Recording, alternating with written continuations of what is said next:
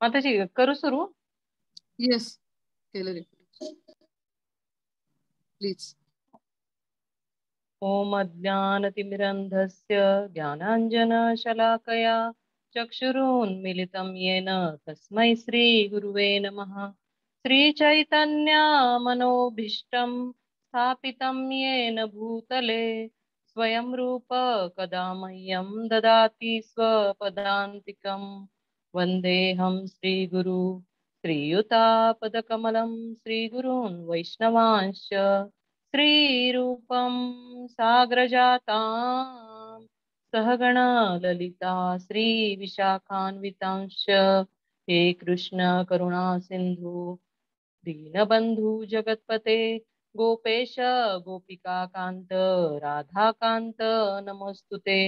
तप्त काञ्चन गौराङ्गी राधे वृन्दावनेश्वरी वृषभानुसुते देवी प्रणमामि हरिप्रिये।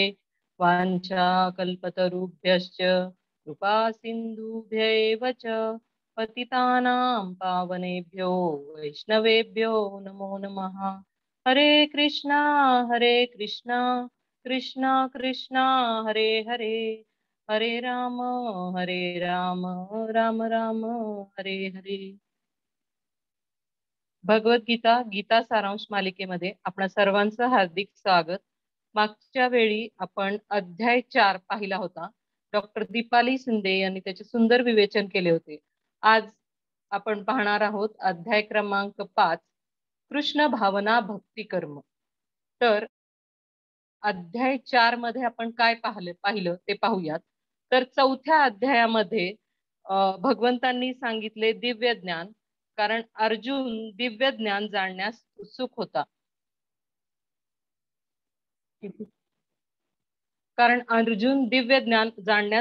होता। आणि याच्यामध्ये आपण पाहिलं की 4 विभाग केलेले होते।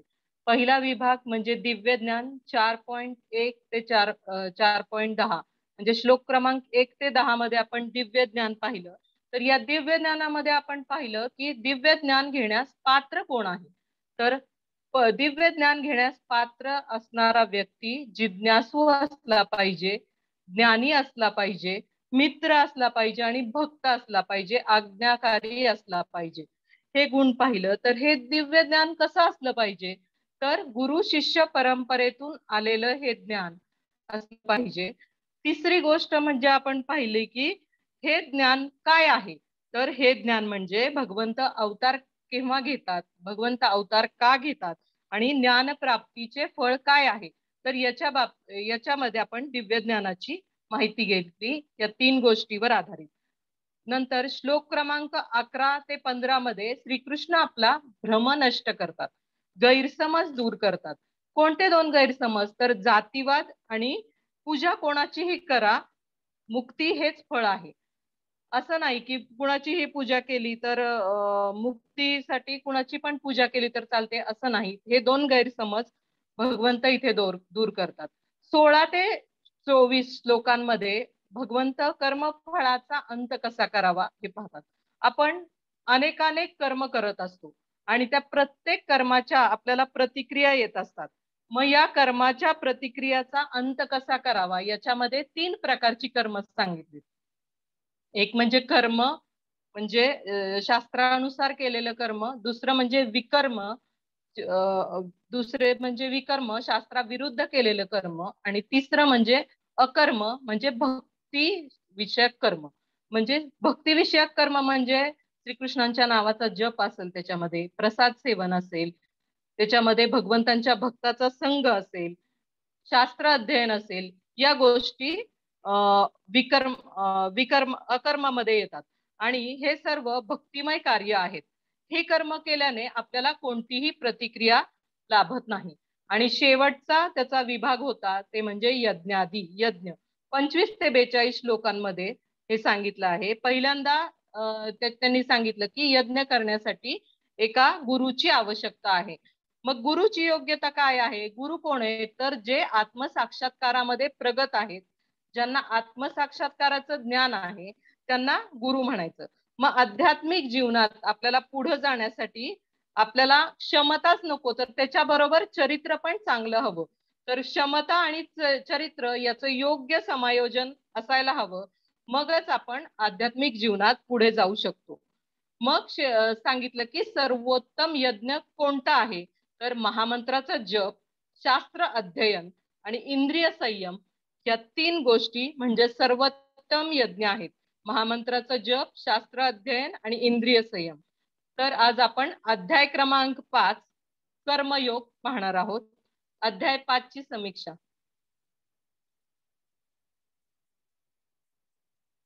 स्क्रीनशॉट.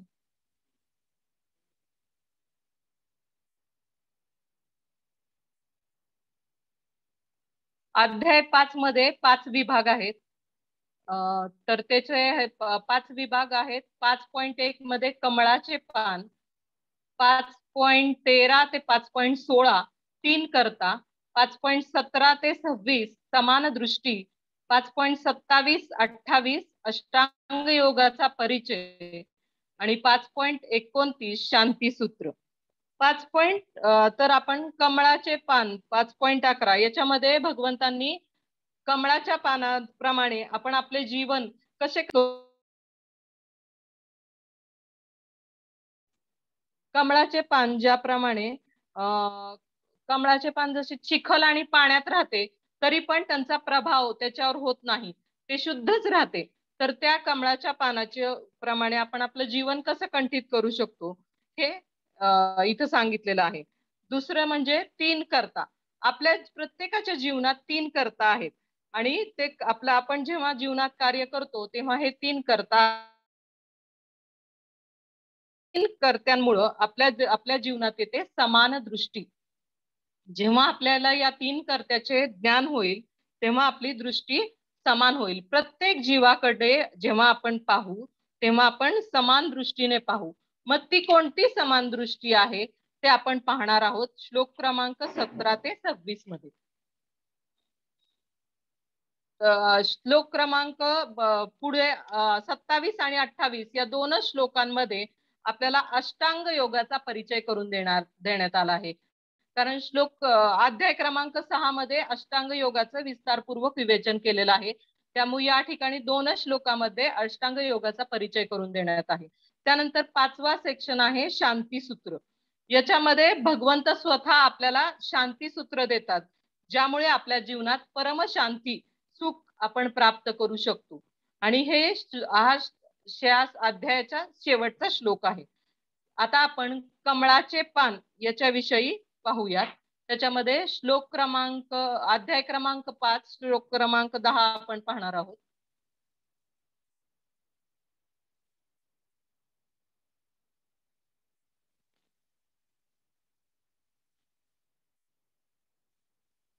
ब्रह्मण्याधाय कर्माणि संगम त्यक्त्वा करोति, संगम त्यक्त्वा करोति लिप्यन्तेन स पापेन पद्मपत्र विमंभसा.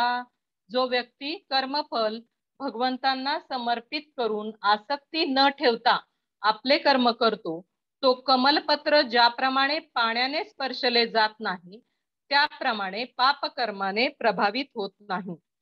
यामध्ये भगवंत असं सांगतात की आपण जे कर्म करत आहोत, जे कर्म आपण करत आहोत ते कर्म भगवंतांना समर्पित करायला हवे.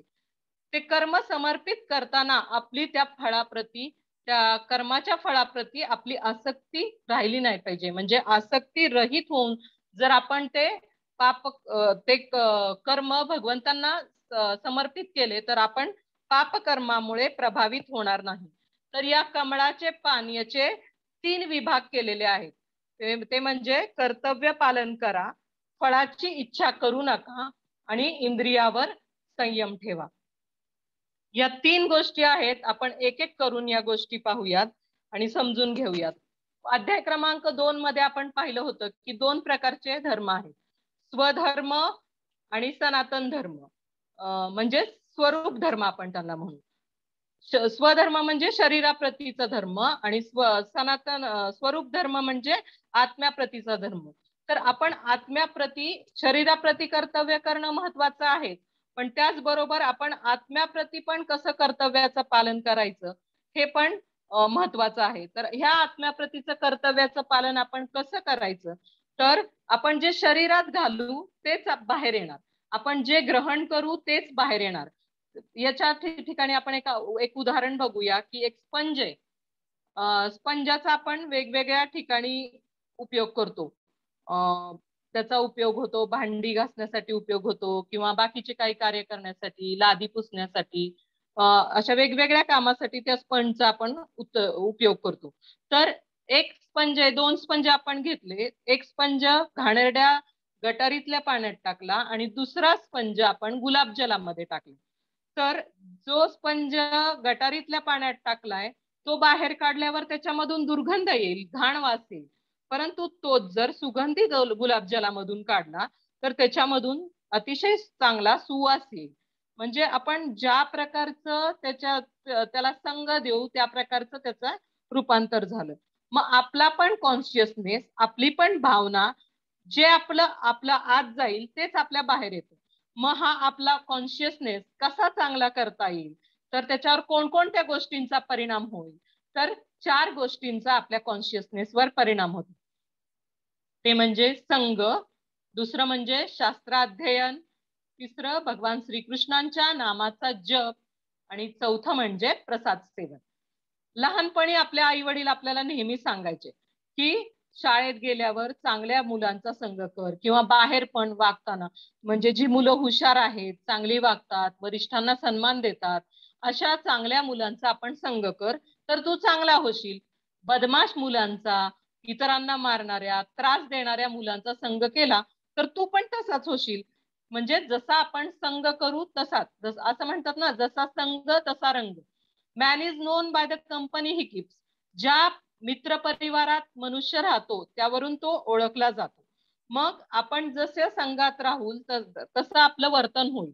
म्हणून आपण नेहमी आपल्याला काय करायचंय, तर आत्म्याप्रतीचं आपलं कर्तव्य निभावायचंय, स्वरूप धर्म निभावायचा. तर आत्म्याप्रती कर्तव्य करणाऱ्या व्यक्तींच्या संघात आपण राहिलं पाहिजे. कारण अशा कर्तव्यांचे पालन करणाऱ्या जेव्हा व्यक्तीच्या संघात आपण राहू तेव्हा आपण त्यांच्याकडनं प्रेरणा घेऊ आणि त्यांच्याप्रमाणे आपण कार्य पण करू. ज्या व्यक्तींचा आपण संघ घेतो त्यानुसार आपण कार्य करतो. म्हणून आपण चांगल्या व्यक्तींचा संघ घेतला पाहिजे, म्हणजेच भक्तांचा संघ घेतला पाहिजे. दुसरी गोष्ट म्हणजे शास्त्राचं अध्ययन. बघा, जनरली आपण रोज अध्ययन करतो, पण कशाचं अध्ययन करतो, तर एकतर आपण सकाळी सकाळी न्यूजपेपर वाचतो, वर्तमानपत्र वाचतो, किंवा टीव्हीवरच्या बातम्या पाहतो. आणि न्यूजपेपर वाचून किंवा टीव्हीवरच्या बातम्या पाहून आपण असं म्हणू शकतो का, आज माझ्या दिवसाची सुरुवात अत्यंत चांगली झाली आणि खूप मला आनंद वाटला त्या बातम्या बघून. कारण जनरली आपण पाहतो की ह्या ज्या बातम्या असतात त्याच्यामध्ये निगेटिव्ह, नकारात्मक न्यूजच जास्त, त्यातून आपल्याला नकारात्मकताच जास्त मिळते. त्यामुळं जनरली आपण काय करतो, सकाळ सकाळी या गोष्टी करतो सकाळच्या वेळी. त्यामुळं आपण जसं मनाला खाद्य देऊ तसेच परिणाम आपल्यावर होणार. हे थोड्याफार प्रमाणात ते ठीक आहे, की मी असं म्हणत नाही की वर्तमानपत्र वाचलीच नाहीत पाहिजे. जी माहिती आपल्याला योग्य आहे, आपल्याला घेणं आवश्यक आहे ती घेतली पाहिजे. परंतु जर आपण पूर्ण कॉन्शियसनेस आपला जर खराब नाही झाला पाहिजे तर त्याच्यासाठी आपण काय केलं पाहिजे, तर आपण शास्त्रांचं अध्ययन केलं पाहिजे. तर तुम्ही म्हणाल की मग शास्त्रात काय आहे, तर शास्त्रात माहिती आहे की भगवंत कोण आहे, ते काय करतात, भगवंतांनी आपल्याला काय शिकवणी दिल्या आहेत, आपलं भगवंतांशी नातं काय आहे, आणि भक्त आणि भगवंतांमधील मधुर नातं ऐकून आपल्याला आनंद मिळतो. बघा, आपण कृष्णांच्या गोप बालकांसमवेत लीला असतील, किंवा कृष्ण सुदामा भेट असेल, किंवा अर्जुनाचं जेव्हा अर्जुनाच्या रथावर जेव्हा आपण भगवंतांचं सारथ्य बघतो, त्यांचं एकमेकाप्रती प्रेम बघतो, भक्तांचं एकमेकांमधील प्रेम, समर्पण जेव्हा आपण हे वाचतो तेव्हा आपल्याला वेगळ्याच आनंदाचा भास होतो. आणि दिवसाभरातील थोडासा वेळ तरी आपण या शास्त्र अध्ययनासाठी काढायला हवा. तिसरी गोष्ट म्हणजे भगवान श्रीकृष्णांच्या नावाचा जप. आपली जिव्हा ही एकतर दुसऱ्यांच्या, मी असं नाही म्हणत की सगळेच करतात, पण आपल्या जिभेने आपण काय करतो, दुसऱ्यांची निंदा करतो, वाईट बोलतो, कधी कधी तर आपण त्याचा शिव्या देण्यासाठी सुद्धा वापर करतो. मग ही जीवा योग्य कामात लागण्यासाठी आणि आपल्या मनाला चांगला आनंद देण्यासाठी आपण भगवान श्रीकृष्णांच्या नामाचा जप केला पाहिजे. जर आपण असं वाईट बोलत राहू तर आपण कर्मबंधनात राहू आणि जीवाचं एकमेव कर्तव्य काय आहे तर भगवान श्रीकृष्णांच्या नावाचा जप करणे. आणि आपण जर असं केलं तर आपली जीवा शुद्ध होईल आणि आपली आध्यात्मिक जगात प्रगती होईल. आणि चौथं म्हणजे प्रसाद सेवन. प्रसाद म्हणजे मंदिरात गेल्यानंतर आपल्याला काय वाटतं प्रसाद म्हणजे काय, तर मंदिरात गेल्यावर आपल्याला थोडासा प्रसाद मिळतो ना, कुठं खडी साखर मिळते, खोबऱ्याचा तुकडा असेल किंवा छोटा लाडू असेल, तर हा म्हणजे प्रसाद असं आपल्याला वाटतं. पण आपण मंदिरात रोज जात नाही आणि रोज प्रसाद भक्षण करत नाही मग, आणि आपण दिवसातनं 3-3 वेळा तर जेवण करतो. मग 3 वेळा हे जे आपण जेवण करतो त्याचं आपण प्रसादात रूपांतर कसं करायचं, तर आपण भगवंतांना जे काही आपण केलंय स्वयंपाक तो त्याचा भगवंतांना नैवेद्य देऊन तो महाप्रसाद रूपात प्रसादाच्या रूपात जर सेवन केला तर आपली जीवा शुद्ध होईल आणि आत्म्याची जीवा शुद्धी झाल्यावर आत्म्याची पण शुद्धी होईल आणि आत्म्याप्रती आपल्या कर्तव्याची पूर्ती होईल. त्यामुळं आपण या संघ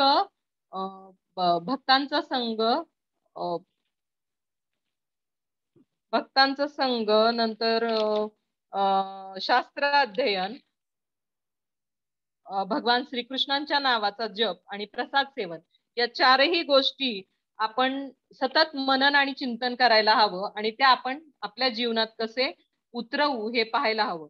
कारण आता तुम्ही सगळेजण भगवद्गीता ऐकत आहात आणि ज्ञान जाणण्याचा प्रयत्न करत आहात. मग या गोष्टींचा आपल्या जीवनात समावेश करून आपण आपलं जीवन आध्यात्मिक जीवन सुखद बनवू शकतो. यातून आपण एक अनमोल शिकवण शिकतो की अध्यात्म मार्गात प्रगती केल्यानं पापकर्मे स्वतःहून आपल्याला सोडून देतात. त्या करण्यासाठी आपल्याला वेगळे परिश्रम करण्याची गरज भासत नाही. पापकर्म आपल्याला स्वतः सोडून देतात, आपल्याला त्यासाठी वेगळं परिश्रम करण्याची गरज नाही. जर पूर्ण उत्साहाने आणि इच्छेने या 4 गोष्टींचं जर आपण पालन केलं तर आध्यात्मिक मार्गावर आपली प्रगती होईल आणि पाप आणि वाईट गोष्टी भगवान श्रीकृष्ण आणि आपल्या मार्गावरून काढून घेतील. आपण आता कमळाचे पान याच्यामधला दुसरा भाग पाहणार आहोत की फळाची इच्छा करू नका. आपण शरीराचे पालन करणं तर आवश्यक आहे. शरीराचे पालन करताना आपल्या बरोबरच आपल्या परिवारजनांचे पण आपल्यावर जबाबदारी असते. आपल्या परिवारातल्या लोकांचं पण उत्तरदायित्व आपल्यावर असतं. भगवंत असं म्हणतात की फळाची अपेक्षा करू नका. कोणतंही जेव्हा आपलं कार्य करतो ना तेव्हा आपलं लक्ष कसं असतं की ते फळावर लक्ष असतं, ते कसं आपल्याला मिळेल आणि त्याचा उपभोग आपण कसा घेऊ या गोष्टींवर आपलं लक्ष असतं. आणि ह्या गोष्टींवर लक्ष ठेवल्यामुळं सतत फळाची अपेक्षा केल्यानंतर आपलं ते फळ उपभोगण्याकडे आपलं लक्ष असतं आणि त्यासाठी आपण खूप कष्ट पण करतो. आणि समजा जर ते कष्ट करून जर आपल्याला फळ मिळालं, कधी फळ मिळतं कधी फळ मिळत नाही. मग फळ मिळालं तर ते अल्प काळासाठी त्याचं फळ असतं आणि फळ मिळालं नाही तरी आपल्याला ते कष्टप्रद असतं, निराशा येते या गोष्टींमुळे. आणि कधी कधी आपल्याला धन पण येतं आणि कधी धन येत पण नाही. आणि मग आणि कधी कधी आपण धन मिळवण्यासाठी एवढे कष्ट करतो की आपल्या मृत्यूची वेळ समीप येते आणि मृत्यू आला की आपल्याला या सगळ्या गोष्टी इथेच सोडून जावं लागतं. त्यामुळं आपण कुठल्याही फळांशी आसक्त न राहता आपण हितैषी मित्र भगवंत आपल्याला सांगतात की फळाची इच्छा करू नका, जे आपल्याला मिळेल त्याचा भगवंतांना भोग लावा आणि त्याचा स्वीकार करून प्रत्येक गोष्ट आपली भगवंतांना अर्पण करा. मग ते घर असो, बंगला असो किंवा आपली कार असो, प्रत्येक गोष्ट जी नवीन आपण गोष्ट आणतो ती भगवंतांना अर्पण केली पाहिजे. यातून आपण एक अनमोल शिक्षा शिकतो की कर्मफळाशी जितकी आपली आसक्ती असेल तितके आपले जीवन अशांत राहील. कर्मफळाशी बघा, आपण जेव्हा निराश असतो आणि हतप्रद होतो आणि अशांत जेव्हा आपले मन असेल तेव्हा आपण आपल्या जीवनात डोकावून पाहिलं पाहिजे की निश्चितपणे आपल्या जीवनात अशी काहीतरी गोष्ट आहे जिच्याशी आपण अतिशय आसक्त आहोत आणि या आसक्तीमुळं आपलं मन अशांत आहे. दुसऱ्या ह्याच्यामध्ये आपण सांगतोय की प्रत्येक परिस्थितीमध्ये लाभ हानी पाहिल्यास व्यक्ती चिंतित राहतो.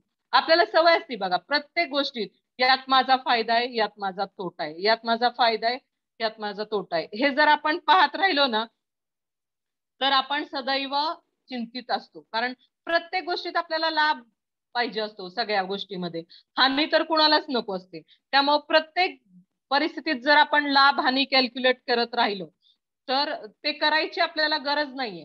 तर आपण काय केलं पाहिजे, तर ते कर्म, ती परिस्थिती, आपण प्रत्येक गोष्ट ही धार्मिक आहे की अधार्मिक आहे या दृष्टिकोनातून आपण पाहिली पाहिजे. कारण धार्मिक दृष्टिकोनातून आपण जी गोष्ट करतोय, धार्मिक जर गोष्ट केली तर त्यात हानी नाही, पण अधार्मिक जर एखादी गोष्ट केली, धर्माविरुद्ध केली तर त्यात हानी आहे. आज ना उद्या ती हानी निश्चित आहे. त्यामुळं ही शिक्षा ध्यानपूर्वक श्रवण करा आणि त्याचे चिंतन मनन करा की कर्मफळाप्रती जितकी आसक्ती असेल तितके आपले मन जीवन अशांत राहील आणि प्रत्येक परिस्थितीमध्ये लाभ हानी पाहिल्यास आपण सदैव चिंतित राहू. पुढचा भाग आहे इंद्रियावर संयम. इंद्रियावर संयम करणे खूप महत्वाचे आहे. इंद्रिय संयमासाठी खूप महत्वाचे आहे. एक तरुण व्यक्ती आहे आणि तो पैशाच्या मागे धावत आहे. बघा आपल्याला चित्रात दिसते की एक तरुण व्यक्ती पैशाच्या मागे धावत आहे. पूर्ण आयुष्यभर त्याचं जीवनाचं ध्येय बनवलंय त्यांनी की पैसा कमवणे. आणि हे पैसा कमवता कमवता थोडं धावल्यानंतर त्याच्याकडे पैसे आलेही, पण तोपर्यंत डोक्यावरचे थोडे केस निघून गेले होते. नंतर तो अजून धावू लागला आणि असं धावता धावता त्याला अजून पैसे मिळाले, पण तोपर्यंत हे शरीर बदलण्याची त्याची वेळ आली होती. म्हणजे जीवनाचं ध्येय अत्यंत कष्ट करून त्यांनी काय ठरवलं की प्रत्येक वेळी त्याला पैसा कमवणे. म्हणजे त्याला हेही भान राहिलं नाही की आता आपल्याला देहाचा त्याग करून दुसऱ्या देहात प्रवेश करण्याची वेळ आली आहे. आणि हे कष्ट करत असताना हा पैसा सोडून जाणं मग किती अवघड आहे. कारण ते कमवण्यासाठी त्यांनी आयुष्यभर केलेले कष्ट त्याला दिसत आहेत आणि त्यामुळे त्याच्या हृदयाला अत्यंत यातना होतात. त्यामुळं आपण आपल्या इंद्रियावर संयम करणे गरजेचे आहे. कारण आपण धर्माला अनुकूल अशा गोष्टी केल्या पाहिजेत. मग ते करण्याला कितीही त्रास पडले, कष्ट पडले, तरीही त्या गोष्टी आपण केल्या पाहिजेत. आणि इंद्रिय तृप्ती करणाऱ्या ज्या गोष्टी आहेत त्या जरी मनाला आनंददायक वाटत असल्या तरी त्या किंवा आपली खूप इच्छा होत असली तरी त्या करण्यासाठी, टाळण्यासाठी आपण प्रयत्न केले पाहिजे. म्हणजे यातून आपल्याला गायडिंग प्रिन्सिपल काय मिळतं, तर आनंद, लाभ, हानी या गोष्टी महत्वाच्या नाहीयेत. महत्वाचं काय आहे, तर धर्मानुसार आहे की धर्माच्या विरुद्ध आहे. या गोष्टी धर्मानुसार आहेत की धर्माच्या विरुद्ध आहेत. धर्मानुसार असणाऱ्या गोष्टी आपण केल्या पाहिजेत आणि धर्माच्या विरुद्ध असणाऱ्या प्रत्येक गोष्टीचा आपण त्याग केला पाहिजे. तर ह्या धर्मानुसार असणाऱ्या, मग ह्या धर्म कसा आहे, तर हा धर्म 4 स्तंभावर आधारित आहे. या 4 स्तंभाचे आपल्या जीवनात रक्षण करणे खूप महत्वाचे आहे. हे 4 धर्म म्हणजे दया, सत्य, तप आणि पवित्रता. दया, सत्य, तप आणि पवित्रता, त्यानुसार आपले वर्तन करणे गरजेचे आहे. आता आपण एक एक करून स्तंभ पाहू. जर आपण धर्माच्या नुसार या 4 स्तंभाची रक्षा करू तर धर्म आपले रक्षण करेल. जर आपण या स्तंभाची रक्षा करणार नाही, त्याचा नाश करू तर धर्म आपला नाश करेल. हा प्रकृतीचा नियम आहे. लक्षात ठेवा. पुन्हा एकदा सांगते की धर्माचं जर आपण रक्षण करायचं असेल, आपण रक्षण केलं तर धर्म आपलं रक्षण करेल आणि जर आपण धर्माचा नाश करायचा प्रयत्न केला तर धर्म आपला नाश करेल. कसे, तर आपण ह्या 4 स्तंभांना कसं वाचवून ठेवू शकतो तर आपण पाहूयात. तर दया हा जो स्तंभ आहे, तर आपण काय करतो, फक्त स्वतःविषयी दया करतो किंवा आपल्या परिवारातील जे लोक आहेत ना त्यांच्याविषयी दया करतो. त्याच्या पुढे आपली दया जात नाही. तर दया म्हणजे काय, तर पूर्ण ब्रह्मांड, पूर्ण धरती, त्याच्यामधील प्राणी, पक्षी, पशु या सगळ्यांवर आपल्याला दया दाखवायला हवी. दुसरी गोष्ट म्हणजे सत्य. जे आपण विचार करतो तेच आपण बोलतो. जे आपण विचार करतो ते बोलतो आणि ज्या शरीराने केलेल्या ज्या संबंधित ज्या गोष्टी आहेत ना त्या सत्यावर आधारित असायला हव्यात. सत्याच्या निर्देशानुसार आपण त्याचं पालन केलं पाहिजे, सत्य बोललं पाहिजे, सत्य विचार केला पाहिजे आणि शरीराला पण सत्य कामात लावलं पाहिजे. मग तिसरी गोष्ट आहे तप. तर आत्मसंयम. तप म्हणजे काय? तर आत्मसंयम म्हणजे आपण आपल्या स्वतःवर कंट्रोल कसं करू शकतो. तर स्वतःवर कंट्रोल म्हणजे आपल्या मनाच्या इच्छावर आपण बुद्धीने कंट्रोल करू शकतो. पण वाईट सवयी जर आपल्याला लागल्या तर आपल्या मनावरचं कंट्रोल जातं आणि मन आपल्या इच्छेला येईल ते करतं आणि त्यामुळं तपाचा नाश होतो. आणि चौथी गोष्ट म्हणजे पवित्रता. शरीर आणि मन या दोहोंची पवित्रता महत्वाची आहे. शरीरापेक्षा जास्त महत्वाची आहे ती मनाची पवित्रता. आणि आता ही मनाची पवित्रता कशी नष्ट होते ते आपण पाहूयात. तर दया ही जे आपलं सत्यावर आधारित एक स्तंभ आहे. तर आपण दया दाखवू शकतो. आपण पाहिलं की परिवारजनांवर आपण दया करतो. पण अशी एक गोष्ट आहे ती मी तुम्हाला शेअर करू इच्छिते की 300 करोड जनावरं रोज मारली जातात. कशासाठी? तर केवळ आपल्या जीवातृप्तीसाठी. हे वर्षाचा आकडा नाही सांगत आहे मी, रोजचा आकडा सांगते की 300 करोड जनावरं रोज मारली जातात आपल्या जीवातृप्तीसाठी. मग ही रोजची फिगर नाहीये. त्यामुळं प्रत्येक जीवाला हे शरीर प्रकृतीने दिलेलं आहे आणि त्या शरीराला आपण कष्ट करत आहोत, त्याचा नाश करत आहोत. तर मग आपण दयाळू कसे काय होऊ शकतो? तर मांसाहार सेवन जर आपण केलं तर आपला दया या स्तंभाचा आपण नाश करतो. दुसरी गोष्ट म्हणजे सत्य. जुगार. जुगार खेळण्याने म्हणजे द्यूत खेळण्याने आपण या सत्य या स्तंभाचा नाश करतो. आता जुगार करताना आपण पाहतो की जेव्हा व्यक्ती जुगार खेळतो तेव्हा त्याला तो सत्यावर आधारित असत नाही. खरं खोटं कुठल्याही पद्धतीनं येणं केनं प्रकारेनं जुगारामध्ये त्या व्यक्तीला जिंकायचं असतं आणि हरण्यासाठी कोणी जुगार खेळतच नाही. प्रत्येक व्यक्तीला त्याच्यामध्ये जिंकायचंच असतं आणि मग हा जुगार खेळण्यानं काय असतं? सत्य या स्तंभाचा नाश होतो. जुगार खेळणे म्हणजे तुम्ही म्हणाल की आम्ही कुठं जुगार खेळतो, पण मोबाईलवर गेम्स खेळणे त्याच्यामध्ये पण हिंसक भाव आहेत आणि तो पण जिंकण्याची जी वृत्ती असते किंवा स्टॉक मार्केटमध्ये पैसे लावणे, सतत आपलं ते पैसे वाढतायत का कमी होत आहेत हे आपण बघत राहतो. या गोष्टीमध्ये पण या सगळ्या वाईट सवयी पण याच्यामध्ये इन्क्लूड होतात ज्याच्यामुळे सत्य या स्तंभाचा नाश होतो. तिसरी गोष्ट म्हणजे तप. याच्यामध्ये येतं मादक पदार्थांचं सेवन म्हणजे दारू, सिगारेट, ड्रग्ज अशा नशापान करणे. याच्यामुळं काय होतं तर आपलं मनावरचं नियंत्रण सुटतं आणि मनावरचं नियंत्रण सुटलं की मनात येईल तसं आपण वर्तन करू लागतो. म्हणजे आपण दारू पिलेला व्यक्ती बघितलाय की कधी तो काय बोलत असेल त्याचं त्याला भानच नसतं आपण काय बोलतोय त्याचं.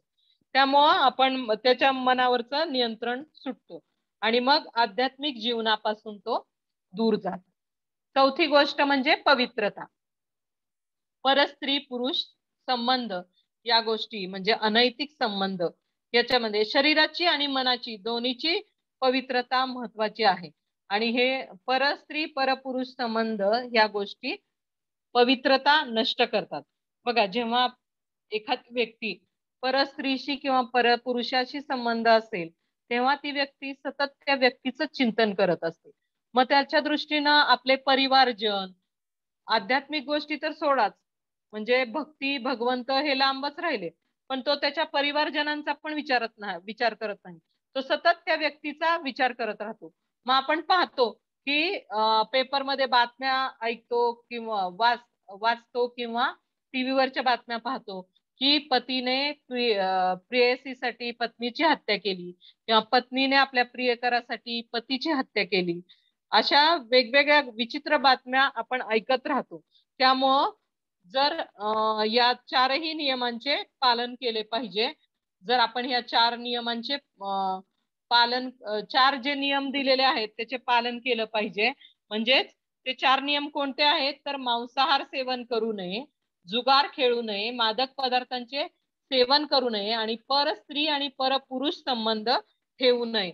या चार नियमांचे जर आपण पालन केले तर आपण धर्माचे रक्षण करू शकू आणि जर आपण धर्माचे रक्षण केले तर धर्म आपले रक्षण करेल. यातून आपण एक गोष्ट शिकतो की पाप केले नाही तर त्याचा दंडही आपल्याला मिळणार नाही. पाप केले नाही तर त्याचा दंडही आपल्याला मिळणार नाही. दंड नको असेल तर पाप कर्म करू नका. पाप कर्म जर केले तर आपल्याला दंड हा मिळणारच आहे. त्यामुळं पाप कर्म करत राहण्यापेक्षा दंड न करणे. असं वाटेल की एखाद्याला की मी पाप कर्म करत राहीन आणि मला दंड नको, पण असं नाहीये की पाप कर्म जेव्हा तुम्ही कराल तेव्हा तुम्हाला शिक्षाही मिळणारच आहे. समजा तुम्ही बाहेर बघत असाल, आता आपल्या भारत सरकारने किंवा बाहेरच्या देशात सुद्धा न्यायालय आहे, पोलीस आहेत, न्याय व्यवस्था आहे आपली.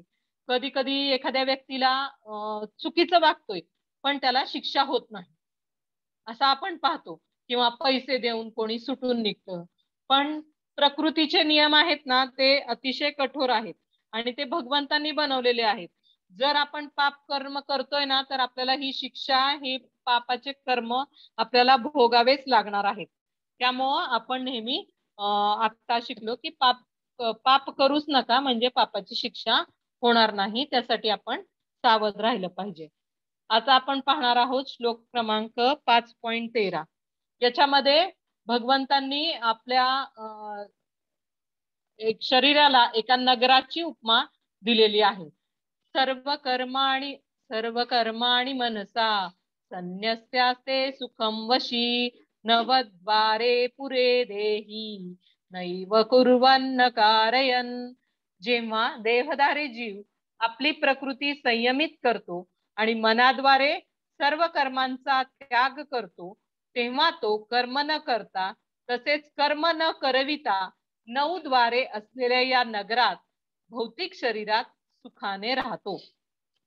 बघा, आपल्या शरीराला अगोदर भगवंतांनी छान कमळाच्या पानाप्रमाणे आपण जीवन कसे कंठित करू शकतो हे सांगितलं. आता भगवंत सांगतायत की आपल्या शरीराला ते 9 द्वारांनी युक्त अशा शरीराची उपमा दिली आहे. तर ही 9 द्वारे कोणती?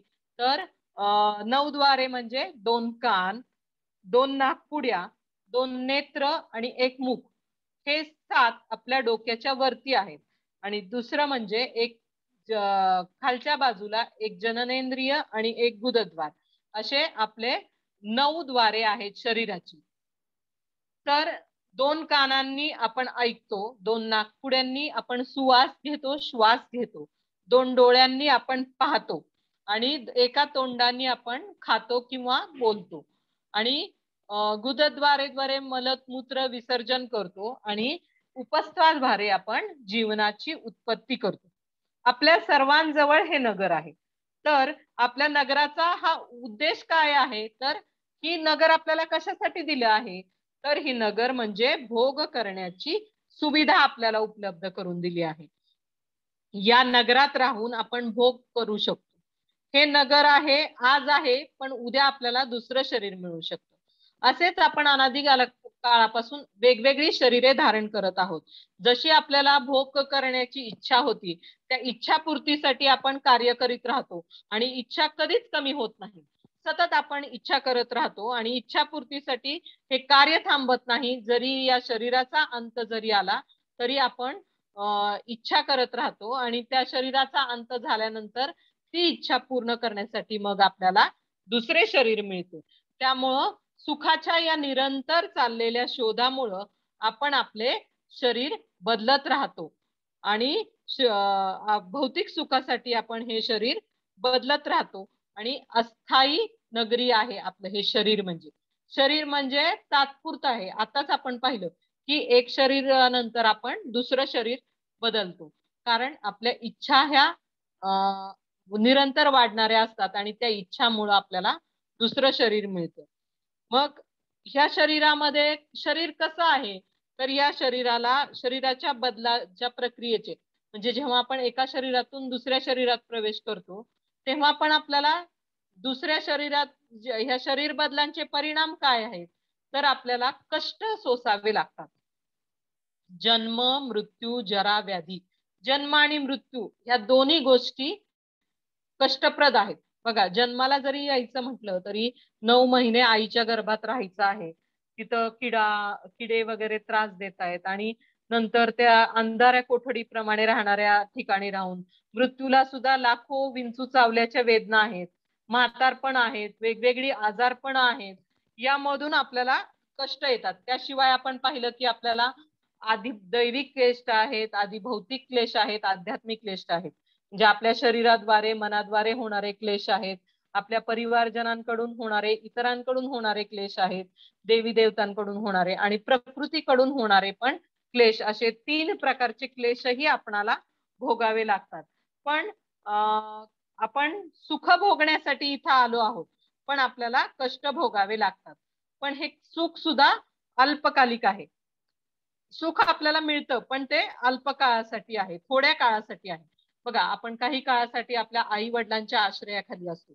आई वडिलांचा आश्रय आपल्याला सगळ्यांना सुखद असतो, पण आई वडिलांचं छत्र पण आपल्याला थोड्या काळासाठी आपल्या डोक्यावर आहे, ते जाणार आहे. पती पत्नी असेल, पती पत्नी आनंदाने संसार करतात, परंतु एक वेळ अशी येते की कधी पतीला आधी जावं लागतं, कधी पत्नीला आधी जावं लागतं.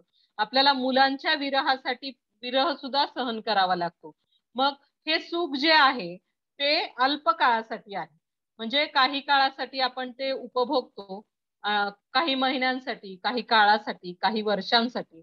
पण या सुखाचा कधीतरी अंत होणार आहे. कधीतरी आपल्याला आपला हा देह सोडून दुसऱ्या देहात प्रवेश करावा लागणार आहे. यासाठी आपण या गोष्टींचे मनन आणि चिंतन करायला हवे. हेच आपल्याला भगवद्गीता शिकवते. कारण यातून आपल्याला विचार करावा लागतो की आपण यातून कसे बाहेर पडू, याचा आपण यातनं विचार करायला हवा. तर ही नगरी आपल्याला कशी प्राप्त होते? तर ही नगरी आपल्या इच्छांवर अवलंबून आहे आणि आपल्या योग्यतेवर अवलंबून आहे. जसे आपले कर्म आपण करू तसे आपल्याला हे या गोष्टी मिळत असतात. हा या नगरीचा स्वभाव आहे.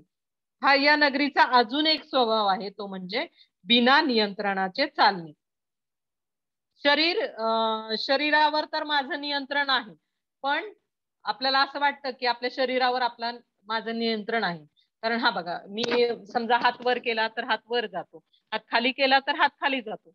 आपल्याला वाटतं की आपल्या शरीरावर आपलं नियंत्रण आहे, पण आपण पाहू शकतो की आपल्या शरीरावर नियंत्रण नाही.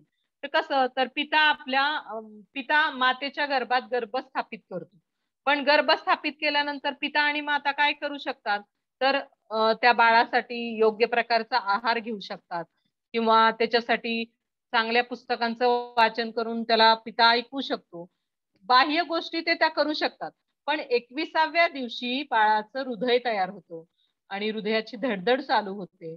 त्याच्यानंतर हात, पाय, नाक, डोळे असे वेगवेगळे अवयव गर्भामध्ये असतानाच तयार होऊ लागतात. पण याच्यावर नियंत्रण आहे का आई वडिलांचं, माता पित्यांचं?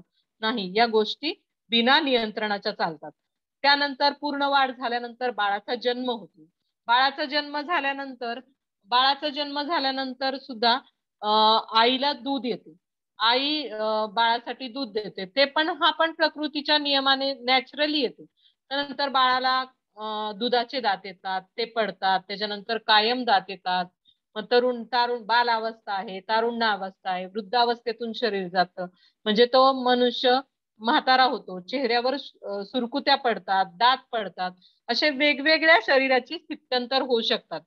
ते सगळे बिना नियंत्रणाने चालू असतो. त्याच्यावर कुणाचंही नियंत्रण नाहीये, ह्याच्यावर फक्त प्रकृतीचं नियंत्रण आहे. आणि या वेगवेगळ्या अवस्थेतून शरीर जाते आणि एक दिवस हे शरीर युजेबल राहत नाही. आपल्याला दुसऱ्या शरीरात प्रवेश घ्यावा लागतो. म्हणजेच आपल्याला मृत्यू येतो आणि आपण दुसऱ्या शरीरात प्रवेश करतो. बघा, आपण कारचं उदाहरण घेऊया, की आपण समजा नवीन कार आणली, तर ती कार सुरुवातीला इतकी छान चालते, नंतर मग मध्ये त्याच्यामध्ये वेगवेगळे प्रॉब्लेम्स यायला लागतात. मग ते प्रॉब्लेम्स आले की आपण सर्व्हिसिंग करून दुरुस्तीला नेऊन ते दुरुस्त करून घेतो. पण एक वेळ अशी येते की ती गाडी दुरुस्त करणे शक्य होत नाही. मग आपल्याला ती कार बदलून आपल्याला नवीन कार विकत घ्यावी लागते. तसेच आपल्या शरीराचं पण आहे. जेव्हा आपलं शरीर जीर्ण होतं, तेव्हा वस्त्र बदलण्याप्रमाणे आपल्याला दुसऱ्या देहाचा स्वीकार करावा लागतो. मग आता आपण इथं एक करता पाहिला, तो म्हणजे शरीर, नगरी. आणि दुसरा करता आपण आता पाहणार आहोत, तो म्हणजे आत्मा, जो आनंदाच्या शोधात आहे, नेहमी आनंदाची आकांक्षा करत असतो. आपण पहिल्या अध्यायातच पाहिलं की आपण सगळेजण आनंदाच्या शोधात आहोत. आपण प्रत्येक जण कशाच्या शोधात आहे, तर आनंदाच्या. मग इच्छा अनुसार आपल्याला पाप आणि कर्माची पुण्याची प्राप्ती होत असे आणि भगवंत आपल्याला इच्छा करण्याचं स्वातंत्र्य देतात. भगवंत आपल्याला इच्छा करण्याचं स्वातंत्र्य देतात आणि आपण ज्या कोणत्या इच्छा करतो त्यानुसार आपल्याला ते इच्छा करण्याचं फ्री विल भगवंतांनी इच्छा करण्याचं स्वातंत्र्य दिलं आहे. त्यामुळे आपण आपल्या सुखानुसार आपण पाप आणि पुण्य निवडतो. आपल्या इच्छानुसार आपण पाप आणि पुण्य निवडतो आणि त्यानुसार आपल्याला आपल्या कर्माच्या प्रतिक्रिया मिळतात किंवा दंड मिळतो. कधी कधी पुण्याची प्राप्ती होते तर कधी कधी आपल्याला दंड मिळतो आणि कधी कधी पुण्य मिळते, कधी कधी स्वर्ग प्राप्त होते. पण आपला एक आत्म्याचा एक धर्म आहे की तो समजतो की मी शरीर आहे, मी शरीर आहे हे तर समजतो.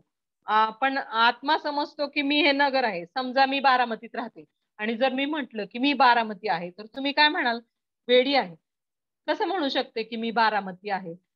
तर मी बारामती नाहीये, मी शरीर नाही. तसंच मी शरीर आहे हा आपला भ्रम आहे. जर आपल्याला कोणी विचारलं आपला पत्ता तर आपण काय सांगतो, आपलं नाव सांगतो, आपले नाव सांगतो, आपल्या परिवारातील लोकांची, आपले शिक्षण सांगतो. आपण फक्त आपल्या शरीराविषयी माहिती देतो. म्हणजे आपण समजतो की आपण शरीर आहोत, आत्मा नाही. तर आपण आत्मा आहोत, शरीर नाही, हे आपल्याला समजायला हवे. तर बरेचसे लोक अजूनही या भ्रमात जगत आहेत. त्यामुळे आपण यातून हे शिकू शकतो की माझं सुख किंवा माझं दुःख ही माझीच निवड आहे.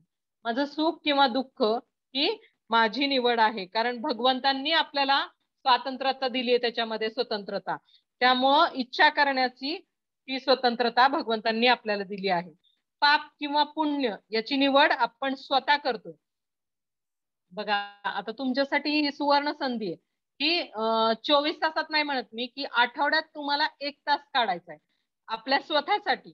सगळे डिस्ट्रॅक्शन, सगळी कामं घरातली बाजूला ठेवून पूर्ण लक्ष केंद्रित करून आपल्याला भगवद्गीतेचं अध्ययन करण्याची संधी मिळते. तर ती सुवर्ण संधीचा आपण लाभ घेतला पाहिजे आणि जीवन परिवर्तन करून आपल्याला सुखदुःखाच्या परे जर जायचं असेल तर हा 1 तास आपल्यासाठी महत्वाचा आहे, तो आपण काढणं गरजेचं आहे. यातून आपण एक शिकू शकतो की प्रकृतीचे नियम अत्याधिक कठोर आहेत. मग आपले रक्षक आपण स्वतः बनलं पाहिजे. कारण प्रकृतीचे नियम कठोर आहेत, त्याची आपल्याला शिक्षा होणार आहे. आणि हे भौतिक जगाप्रमाणे सोपं नाहीये की पैसे देऊन आपण निष्ठू शकू. तर आपण प्रकृतीच्या सीसीटीव्ही कॅमेऱ्याखाली आहोत. त्यामुळे आपल्याला काय केलं पाहिजे, या सगळ्यांचा लेखाजोखा ठेवला पाहिजे आणि आपण आपल्याला यापासून कसं वाचवायचं याचं चिंतन केलं पाहिजे आणि आपण स्वतः यापासून वाचण्याचा प्रयत्न तयारी आपण स्वतः करायची आहे. तिसरा कर्ता म्हणजे, आता आपण 2 कर्ते पाहिले, पहिला म्हणजे शरीर, दुसरा आत्मा. आता तिसरा कर्ता पाहतोय म्हणजे परमात्मा. कोण आहेत परमात्मा? तर आपल्या नगरीच्या म्हणजे आपल्या शरीराच्या सर्व समस्त सामग्रीचे पूर्ती करता आहेत. ते आपल्याला शरीर देतात. परमात्मा आपल्याला शरीर देतो. आणि दुसरं म्हणजे ते आत्म्याचे पण स्रोत आहेत. आपल्या शरीराचे पण स्रोत आहेत परमात्मा आणि आपल्या आत्म्याचे दोन्हीचे स्रोत आहेत परमात्मा. आपण नेहमी भगवंतांकडं काही ना काहीतरी मागत असतो आणि आपल्या कर्मानुसार ते द्यायचं का नाही ते भगवंत ठरवतात. म्हणूनच मनुष्य जे मागतो ना, म्हणून म्हणतात की मनुष्य की अर्जी भगवान की मर्जी. मनुष्याची अर्जी आणि ईश्वराची मर्जी. आपण जसं कर्म करू, जशा इच्छा करू त्यानुसार आपल्याला फळ मिळतं. कधी कधी भगवंत आपली मागणी मान्य करतात, कधी कधी मान्य करत नाही. आपण आपले कर्म करत राहिले पाहिजे. आणि कारण आपले कर्म तसे नाहीत. जर आपले कर्म बघतात भगवंत आणि मग त्यानुसार आपल्याला आपली मागणी पूर्ण करायची का नाही ते ठरवतात. एखादा मुलगा, एक उदाहरण घेऊ त्याच्यासाठी, एखादा मुलगा खूप हुशार आहे. प्रत्येक आई वडिलांची इच्छा असते की त्यांनी मग मुलगा हुशार आहे तर त्यांनी चांगल्या इंजिनिअरिंग कॉलेजमध्ये शिक्षण घ्यावं, त्यांनी IIT करावं म्हणून ते खूप प्रयत्न करतात. परंतु सीट्स लिमिटेड आहेत. थोड्याच मुलांना प्रवेश मिळतो. मग इथं आपली अर्जी आहे, आपलं निवेदन आहे, पण मर्जी कुणाची आहे? भगवंतांची आहे. आपली अर्जी असली तरी भगवंतांची मर्जी नसेल तर आपल्याला प्रवेश मिळणार नाही. भगवंत व्यक्तीची इच्छा आणि कर्म यानुसार मग ठरवतात की ही गोष्ट त्याला द्यायची का नाही, ही त्याची मागणी पूर्ण करायची का नाही. मग यातून एक महत्वपूर्ण शिक्षा आपण घेऊ शकतो की आपल्या जीवनात जरी काही घडलं तरी आपण काय करत असतो, आपली सवय असते की भगवंतांना दोष देण्याची. प्रत्येक गोष्टीमध्ये आपल्याला भगवंतांना दोष देण्याची, की मी एवढे कष्ट करतो, एवढा त्रास माझ्या जीवनात आहे, तर तुम्ही माझ्या जीवनात असे का केले. तर जेव्हा आपण हे कर्म करता या सगळ्या गोष्टी आपण पाहतो, आत्मा, शरीर, परमात्मा, आणि या गोष्टी जेव्हा पाहतो, आपली इच्छा आहे, आपली कर्म आहेत, त्यानुसारच भगवंत देत आहेत. म्हणजे आपण पाहतो की भगवंत निर्दोष आहेत, ते फक्त आपल्याला सहाय्यता करतायत. इच्छा पण आपली आणि कर्म पण आपले. भगवंत फक्त आपल्याला सहाय्यता करण्याचं काम करतायत. भगवंत जे आपला भगवंतांना जाणणे आवश्यक आहे. भगवंत निर्दोष आहे हे आपल्याला जाणण्यासाठी भगवंतांना जाणणे हे आवश्यक आहे. आणि भगवंतांचा जाणण्यासाठी आपल्याला शास्त्र अध्ययन करायला हवे.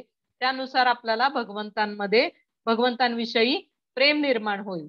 जेव्हा आपण या 3 करताना जाणतो, आपले शरीर, आत्मा आणि परमात्मा यांना जाणतो, तेव्हा आपल्याला समान दृष्टी प्राप्त होते.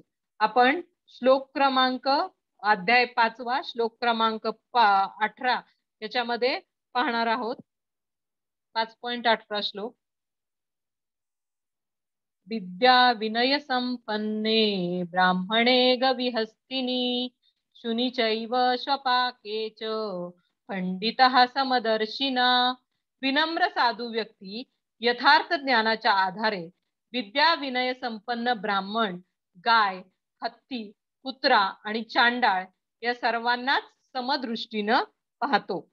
हे म्हणजे जे हुशार, चाणाक्ष, साधू पुरुष असतात, हे व्यक्तींना 3 कर्त्यांचे वास्तविक ज्ञान असते. त्यामुळे ते प्रत्येक जीवाणूमध्ये, कीटाणूमध्ये आणि प्रत्येक शरीरामधला ते समान दृष्टीने पाहतात. ब्राह्मण, गाय, हत्ती, कुत्रा आणि चांडाळ या सगळ्यांना समान दृष्टीने पाहतात. समान दृष्टीने पाहतात म्हणजे त्यांच्या शरीरातील आत्मा आणि परमात्मा यांचे, शरीर, आत्मा आणि परमात्मा या रूपात ते त्यांना पाहतात. तर या सगळ्यांचा प्रभाव आणि याचा प्रभाव आणि समान दृष्टीचा प्रभाव आणि परिणाम आपण आता पाहणार आहोत. तर या प्रभावाने, समान दृष्टीच्या प्रभावाने आपल्याला काय होते, तर 3 कर्त्यांचे आपल्याला प्रत्यक्ष दर्शन होते. 3 कर्ता म्हणजे शरीर, आत्मा आणि परमात्मा. आणि प्रत्येक जीवामध्ये आपल्याला आत्म्याच्या उपस्थितीचा अनुभव येतो. भगवंत सांगतात की 3 कर्त्यांचे प्रत्यक्ष दर्शन आपल्याला येथे होते. आता आपण आपल्या प्रियजनांचे शरीर पाहतो फक्त, मग त्याच्यामध्ये पण जेव्हा आपल्याला 3 कर्त्यांचे स्पष्ट दर्शन होते ना, तेव्हा आपण आपल्या प्रियजनांच्या शरीरामध्ये सुद्धा आत्मा आणि परमात्मा आहे, भगवंत सुद्धा त्यांच्या शरीरात आहेत, हे आपण पाहू शकतो. किंवा रस्त्याने जाताना जर आपल्याला एखादा कुत्रा दिसला तर आपण त्याला पण आपल्याला कुत्र्याचं शरीर, आत्मा आणि परमात्मा या दृष्टीनं पाहतो. म्हणजे आपण ज्या प्रकारच्या इच्छांचं चयन करतो, ज्या प्रकारच्या इच्छा करतो, त्या प्रकारचं शरीर आपल्याला प्राप्त होतं. म्हणून आपण नेहमी केअरफुल राहिलं पाहिजे की आपण कोणत्या इच्छा करतो. ज्या इच्छा करू तसेच आपल्याला शरीर भगवंत म्हणतात अंतकालेचे मामेव, म्हणजे शरीर सोडताना ज्या इच्छांचा आपण इच्छा करू त्या प्रकारचे शरीर आपल्याला पुढच्या जन्मात मिळते. म्हणून आपण इच्छा करताना नेहमी काळजी घेतली पाहिजे. आता आपण पाहू की हे ज्ञान आपल्याला चांगल्या प्रकारे जर आत्मसात केले तर त्याचे परिणाम काय होईल, तर आपल्याला मध्ये स्वाभाविक सहनशीलता येईल. तर आपण म्हणतो की माझ्या सुखदुःखाला कोण जबाबदार आहे, तर माझ्या सुखदुःखाला जबाबदार आहे मी, कारण माझ्या पूर्वकर्मानुसार मला ही फळं मिळेल आहेत. मी जर वाईट कर्म केली असतील तर मला त्याची वाईट फळे मिळतील, मी जर चांगलं कर्म केलं असेल तर मला हे चांगलं फळ येईल. आणि जेव्हा आपल्याला हे समजतं फायनली की प्रत्येक गोष्टींचा मीच जबाबदार आहे, तेव्हा आपण भगवंतांना दोष देत नाही, बाकी कुणाला दोष देत नाही, तेव्हा आपल्याला समजतं की आपल्याला आपल्या अंगी स्वाभाविक सहनशीलता येते आणि आपण समजतो की प्रत्येक गोष्टीला मीच जबाबदार आहे. दुसरी गोष्ट म्हणजे वास्तविक करुणा. तर जेव्हा आपल्याला आत्मा, परमात्मा, शरीर या गोष्टींचं ज्ञान येतो तेव्हा आपण अनुकंपा दाखवतो. फक्त आपल्या प्रती नाही तर इतरांप्रती, प्रत्येक जीवांप्रती आपण अनुकंपा दाखवतो, कारण आपल्याला समजते की भगवंत प्रत्येकाच्या हृदयात विराजमान आहे. तिसरं म्हणजे स्वतःकडून आणि दुसऱ्यांकडून अवास्तविक अपेक्षांचा त्याग करतो आपण. जेव्हा आपल्याला समजतं की माझ्यामध्ये त्रुटी आहेत, मी एक जीव आहे आणि माझ्यामध्ये त्रुटी आहेत, कमतरता आहेत, तेव्हा आपल्याला समजतं की माझ्यामध्ये जशा त्रुटी आहेत, कमतरता आहेत, तशा इतरांमध्ये सुद्धा त्रुटी आहेत, कमतरता आहेत, तेव्हा आपण त्यांच्याकडून अवास्तव अपेक्षांचा त्याग करत नाही. आणि जेव्हा आपण त्यांच्याकडून अवास्तव अपेक्षांचा त्याग करत नाही, त्यामुळे आपल्याला डिप्रेशन येत नाही आणि आपण मी म्हणजे त्यांनी माझ्यासाठी हे केलं नाही, माझ्यासाठी ते केलं नाही असं आपण म्हणत नाही आणि आपण आपली अपेक्षा त्यांच्याकडून कुठलीही राहत नाही. त्यामुळे जे जीवनात जे कष्ट आहेत ते केवळ माझ्यामुळे आहेत आणि हे कष्ट येत राहतील आणि त्याचा आपण जीवनातील कष्टांचा आपण या इतरांप्रती अपेक्षांचा त्याग करून या कष्टांचा पण आपण त्याग केला पाहिजे. तर दुसरा एक परिणाम पाहतो इतरांवर, परदर्शन, म्हणजे आपण दुसऱ्यांना पाहतो की इतरांच्या वास्तविक बंधुभाव आपल्यामध्ये निर्माण होतो. म्हणजे काय बंधुभाव? म्हणजे फक्त स्वतःच्या भावाची नाही तर प्रत्येक जीवाशी आपला बंधुभाव आपल्याला दिसून येतो. सर्वजण भगवंतांकडून आलेले एक आत्मा आहेत या दृष्टीनं आपण सगळ्यांकडे पाहतो आणि वास्तविक बंधुभाव आपल्या मध्ये निर्माण होतो आणि सर्व जीवांमध्ये आपल्याला परमात्म्याचं दर्शन होऊन आपल्याला समदृष्टी प्राप्त होते. आपण प्रत्येकाच्या मध्ये जीव, आत्मा आणि परमात्मा पाहतो. त्यामुळे हे जे तीन कर्ता आहेत त्यांना समजल्यानं आणि अनुभव केल्यानंतर आपल्या दृष्टीत बदल होतो. नंतर श्लोक क्रमांक 27 आणि 28 मध्ये अष्टांग योग याच्याबद्दल माहिती दिली आहे. 27 आणि 28 या दोन श्लोकामध्ये अष्टांग योगाविषयी, अष्टांग योगाचा परिचय देण्यात आला आहे, कारण 6व्या अध्यायामध्ये आपण पुढे त्याचं सविस्तर वर्णन पाहणार आहोत. मन हे प्रत्येक वेळी चंचल असतं. मन आपलं खूप चंचल असतं, ते सदैव विचलित असतं, हे करू का ते नको. त्यामुळे ते तयार होत नाही की मी हे शरीर नसून आत्मा आहे हे मान्य करायला. त्यासाठी शरीराला आसन आणि प्राणायामाद्वारे मन आपला अगोदर स्थिर करून नंतर मग त्याला समजू शकतं की मी हे शरीर नसून आत्मा आहे, मन स्थिर झाल्यानंतर. भगवद्गीतेमध्ये 4 प्रकारचे योग सांगितले आहेत: कर्मयोग, ज्ञानयोग, अष्टांग योग आणि भक्ती योग. त्यानंतर शेवटच्या ह्याच्यामध्ये भगवंत श्लोकामध्ये आपल्याला शांती सूत्र सांगतात की भगवंत जाणतात की आपण या भौतिक जगात अशांत आहोत, भौतिक जगात अशांत आहोत आणि सुखाच्या शोधात आहोत. भगवंत आपल्याला हे शांती सूत्र देत आहेत. हा शांती सूत्र म्हणजे शेवटचा श्लोक आहे या अध्यायाचा. हा पीस फॉर्म्युला आहे. भोक्तारं यज्ञ तपसां सर्वलोक महेश्वरं सुहृदं सर्वभूतानां ज्ञात्वा मां शांतिमृच्छति. मी सर्व यज्ञ आणि तपस्यांचा परमभोक्ता, सर्व ग्रह, लोक आणि देवी देवतांचा परमेश्वर, देवदेवतांचा परमेश्वर आणि मी सर्व जीवांचा हितकर्ता आणि सर्व जीवांच्या कल्याणासाठी कार्य करणारा आहे हे जाणून माझे पूर्ण ज्ञान असणारा सांसारिक दुःखापासून शांती प्राप्त करतो. बघा, भगवंत स्वतःच स्वतःची व्याख्या इथं देत आहेत की जेव्हा आपण हा पीस फॉर्म्युला, हे शांती सूत्र शिकतो ना, तेव्हा आपल्याला दुसऱ्या कुठलेही सेमिनार अटेंड करायची, म्हणजे मनशांती कसं करू, ताणतणावाचं व्यवस्थापन कसं करू, या गोष्टींची आपल्याला मग गरज राहणार नाही जेव्हा आपण या शांतीला, या श्लोकाचा आपल्या जीवनात आत्मसात करू. तर भगवंत इथं सांगतायत की 3 गोष्टी आपण यातून शिकू शकतो की या 3 गोष्टींना आपल्याला शांती लाभ प्राप्त होईल. भगवंतांना भगवंत आहेत तर शांती आहे, भगवंत नाही तर शांती नाही. भगवंत जर आपल्या जीवनात असतील तर शांती आहे, भगवंत नसतील तर शांती नाही. भगवंतांना माहित आहे की आपण अशांत आहोत, त्यामुळं भगवंत आपल्याला शांतीचं प्रिन्सिपल, शांतीचं तत्वज्ञान आपल्याला देत आहे आणि भगवंतांना जाणाल तरच आपल्याला शांती मिळेल. तर भगवंत 3 प्रकारे, आपण भगवंतानुसारच भगवंतांना जाणून घेऊ. आता समजा आपण भगवंतांची व्याख्या इतर कुणाला विचारली, भगवंत कोण आहेत, तर भगवंत सांगतात की, म्हणजे इतर कोणीही सांगेल की भगवंत प्रकाश आहे, भगवंत प्राणी आहे, आपल्या मनानुसार व्याख्या सांगतील. पण जेव्हा भगवंतच स्वतःविषयी सांगतात, भगवंतच भगवंतांची व्याख्या सांगतायत, तेव्हा ती परफेक्ट असते. त्यामुळे आपण भगवंतानुसार भगवंतांना जाणूया, भगवंतांची डेफिनेशन आपण समजावून घेऊयात, भगवंतांना जाणण्याचा प्रयत्न करूयात. भगवंत बेस्ट आहेत, त्यांच्याकडून आपण त्यांना समजावून घेऊयात. तर पहिला आहे की भोक्तारम यज्ञ तपसाम, समस्त यज्ञ आणि तपांचे परमभोक्ता आहेत भगवंत. या 3 प्रत्येक गोष्ट आपण भगवंतांच्या सेवेत समर्पित केली पाहिजे.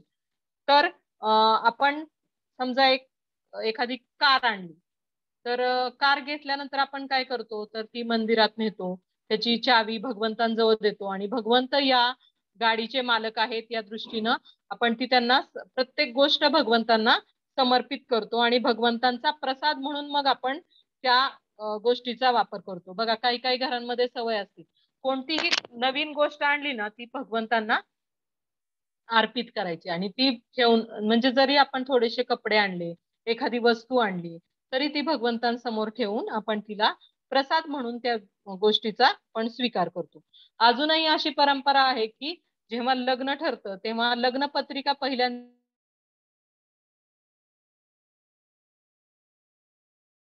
पत्रिका भगवंतांना ठेवली जाते आणि लग्नपत्रिकेवर आपण भगवंतांचं नाव टाकतो आणि भगवंतांना आपल्या घरच्या कार्याला आमंत्रण देतो की तुम्ही या लग्नाला उपस्थित राहा. मग प्रत्येक गोष्ट ही भगवंतांपासून बनलेली आहे, भगवंतांच्या प्रकृतीपासून. मग आपण कोणताही यज्ञ करू किंवा कोणतेही तप करू तर ते भगवंतांसाठी किंवा आपल्या आध्यात्मिक प्रगतीसाठी असले पाहिजे. ते मग आपण कोणतेही व्रत करत असतो, आपल्याला हे पाहिजे म्हणून, आपल्याला ते पाहिजे म्हणून, कुठलीही गोष्ट, पण आपण तप एकच केलं पाहिजे, ते म्हणजे एकादशी. उद्याच आषाढी एकादशी आहे, तर तुम्ही त्याच्यापासून त्या एकादशी व्रताचं पालन करू शकता. तर व्रत करायचे असेल तर एकादशी व्रत केलं पाहिजे, कारण हे 15 दिवसातून एकदा येणारं व्रत आहे आणि एकादशी व्रत केल्यानं आपल्याला आपली भक्ती आपोआप आपल्यात उत्पन्न होते. त्यामुळं आपण एकादशी व्रताचं पालन करायचं असेल आणि तप करायचं असेल तर तेही भगवंतांसाठी केलं पाहिजे. यातून आपण एक शिक्षा घेतो की भोगाची इच्छा मला कर्मफलांच्या भोगाची इच्छा आपल्याला कर्मफलाच्या चक्रव्यूहात बांधते. भोगाची इच्छा काय करते, तर आपल्याला कर्मफलांच्या चक्रव्यूहात बांधते. आपल्याला वाटतं की प्रत्येक वस्तू ही माझी आहे आणि मी त्याचा भोग घेतला पाहिजे, आणि जेव्हा आपल्याला असं वाटतं तेव्हा आपण कर्माच्या बंधनात आपण अडकतो आणि भगवंतांना जर ती गोष्ट आपण अर्पण केली तर आपण भगवंतांना त्या गोष्टीला अर्पण करून प्रसाद म्हणून जर स्वीकार केला तर आपण त्या कर्मफळाच्या चक्रव्यूहाच्या बाहेर पडू शकतो त्याच्यातून. भगवंत सांगतात की सर्व लोक महेश्वरम, भगवान श्रीकृष्णांहून मोठे कोणी नाही, ते समस्त देवतांपेक्षा पण महान आहेत. समस्त लोक आणि देवतांचे ते महान ईश्वर आहेत. समजा आपल्याकडे जर थोडेसे पैसे असतील, सर्व लोक आणि देवतांचे ईश्वर आहेत ते आणि स्वामी. आपल्याकडे जर थोडे पैसे असेल, जमीन असेल, घर असेल, कागद असेल, तर आपण त्याची मालकी सांगतो. का मालकी सांगतो? कारण त्याची कागदपत्र आपल्या मालकीची असतात, त्यामुळे आपल्याला वाटतं की मी त्याचा मालक आहे. पण ज्याची मालकी या धर्तीवर आहे, ज्या ब्रह्मांडावर आहे, ते भगवंत या सर्व गोष्टींचे मालक आहेत. हे पैसे, ही जमीन, ही आपली कागदपत्र, ही आपण फक्त त्याचे केअरटेकर आहोत. हे सगळं भगवंतांचं आहे. आपण फक्त केअरटेकर आहोत आणि आपल्या उदरनिर्वाहासाठी, उपजीविकेसाठी आपण त्याचा वापर करत आहोत. ती फक्त भगवंतांच्या मालकीच्या ह्या वस्तू आहेत. आणि त्यामुळं जेव्हा आपण हे समजतो की प्रत्येक गोष्ट भगवंतांच्या मालकीची आहे, तेव्हा आपल्याला शांतीची अनुभूती होते. म्हणजे जेव्हा एखादी गोष्ट त्यातली आपण गमावली तरी आणि ती दुसऱ्याला मिळाली तरी ती आता भगवंतांनी दुसऱ्याला दिली, आता तो त्याचा उपभोग घेईल, या दृष्टीने आपण शांत राहतो. आणि दुसरं म्हणजे एखादी गोष्ट जर आपल्याला मिळाली तर ती भगवंतांची कृपा आणि आशीर्वाद म्हणून आपण ती स्वीकारतो. त्यामुळं आपल्याला शांतीचा अनुभव येतो. समजा आपण एखाद्या ट्रेनने निघालोय बाहेर आणि ट्रेन मध्ये आपलं S7 म्हणून तिकीट आहे किंवा B2 आहे किंवा A1 मध्ये आपले कार आहे, मग आपलं तिकीट आहे. मग समजा जर आपण ट्रेन मध्ये चढलो तर आपण काय करतो की आपल्या जागेवर कुणी बसले असेल तर त्याला आपण रिझर्वेशनचं आपलं तिकीट दाखवतो. माझं तिकीट आहे, ही जागा माझी आहे, तू इथं बसू नको. पण त्या ट्रेनच्या तिकिटाची, त्या जागेची आसक्ती आपल्याला कुठपर्यंत राहते, तर आपल्या गंतव्य स्थानापर्यंत राहते. आपण त्या स्थानापर्यंत पोहोचलं की आपली त्या ठिकाणची आसक्ती कमी होते. त्या ठिकाणी जाण्याची आपली त्या सीटची आसक्ती आपली कमी होते. तसंच आपण जेव्हा या शरीरात राहत असतो तेव्हा आपण या लक्षात घेतलं पाहिजे की हे आपलं शरीर जे आहे ते अस्थायी आहे, नश्वर आहे. त्यामुळं आपण यातनं शिकलं पाहिजे की आपलं स्वामित्व पण अस्थायी आहे. आपण या ठिकाणचं जे स्वामित्व आहे ना, आपण कुठल्या गोष्टीवर मालकी नाही सांगू शकत.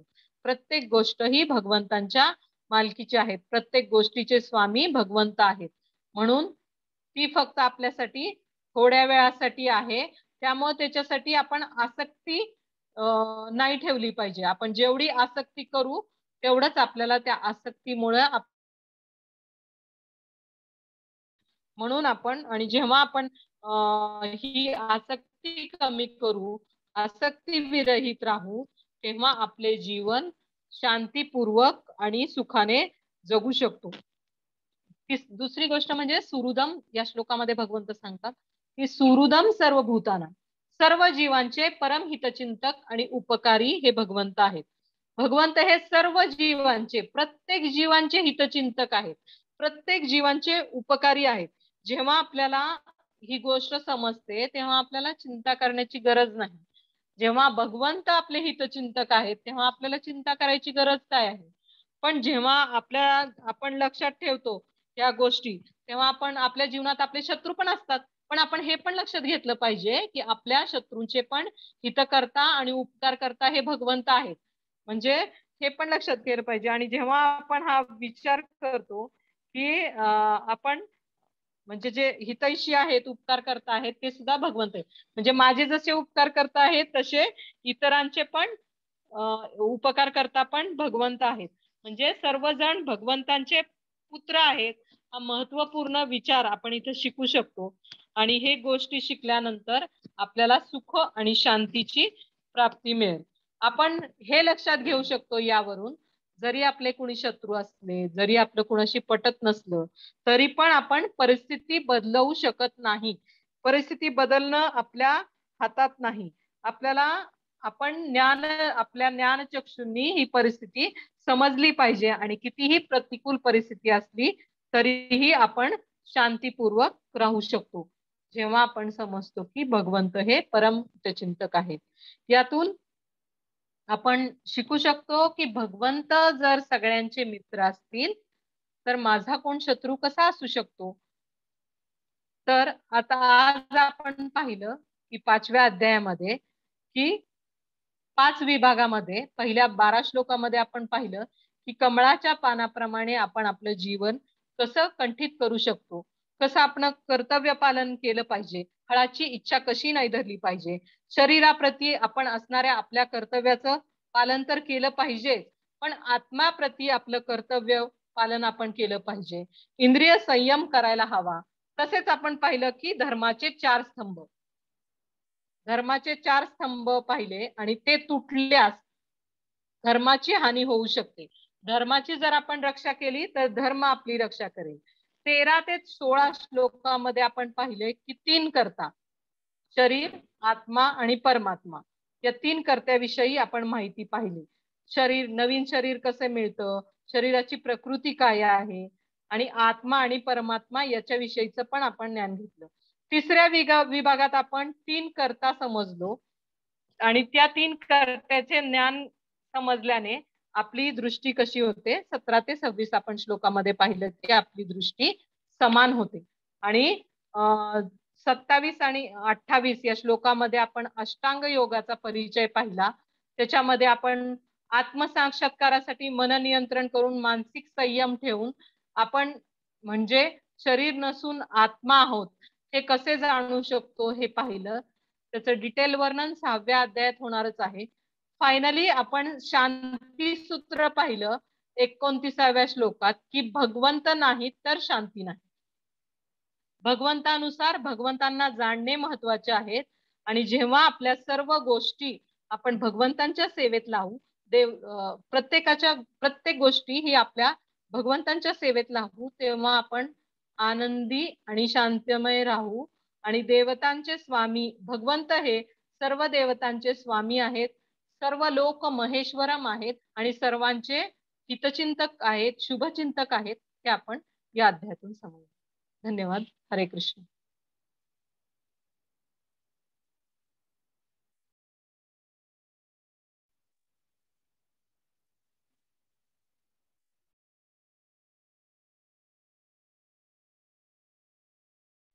कोणाला काही प्रश्न असतील तर विचारू शकता.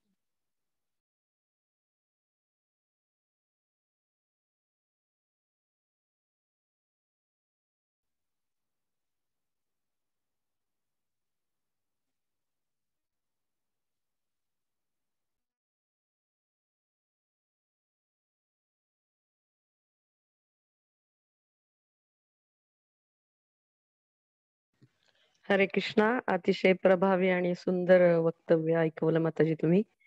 कोणाला काही प्रश्न असतील तर कृपया विचारावे.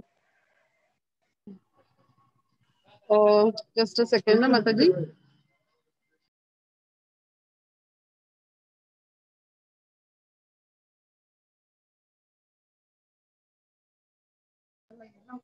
तुम्ही स्वतःला अनम्यूट करून प्रश्न विचारू शकतात.